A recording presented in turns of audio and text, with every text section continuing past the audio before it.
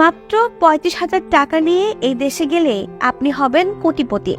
ভারতবর্ষের মতো দেশে বিপুল পরিমাণে টাকা উপার্জন করলেও অনেকেই বেশি সঞ্চয় করতে পারে না। আর টাকা সঞ্চয় করতে পারলেই কি কোটিপতি হওয়া যায়? তবে এই অঞ্চল থেকে অল্প পরিমাণ টাকা নিয়ে আপনি যদি অন্য দেশে যান তবে আপনি সহজে হতে পারেন কোটিপতি। জেনে রাখুন সেই রহস্যটি। আপনি যদি মাত্র ৩৫,০০০ টাকা নিয়ে ভিয়েতনামে যান তবে আপনি সহজে হয়ে যাবেন কোটিপতি। কারণ এখানকার আনুমানিক ৩৫,০০০ টাকা সমান ভিয়েতনামি মুদ্রায় ১ কোটি টাকা। পৃথিবীর প্রত্যেক দেশে রয়েছে নিজস্ব মুদ্রা ব্যবস্থা। দেশের অভ্যন্তরীণ লেনদেনের জন্য সেই দেশের নিজস্ব মুদ্রায় ব্যবহার করতে হয় ওই দেশের নাগরিকদের। তাই আমাদের ১ টাকার মূল্য প্রতিটি দেশে তাদের মুদ্রা ব্যবস্থা অনুযায়ী পরিবর্তিত হয়। যদি আপনি আমেরিকায় যান তবে সেখানে আপনার ১ টাকার মূল্য খুবই সামান্য।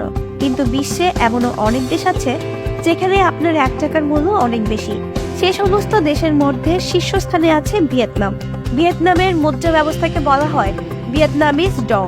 এই সময় আমাদের ১ টাকার সমান ভিয়েতনামি প্রায় ২৭৫ ভিয়েতনামিজ ডং এর থেকে বেশি। কাজে আমাদের একজন মধ্যবিত্ত মানুষ ভিয়েতনামে গিয়ে হতে পারেন কোটিপতি সহজেই।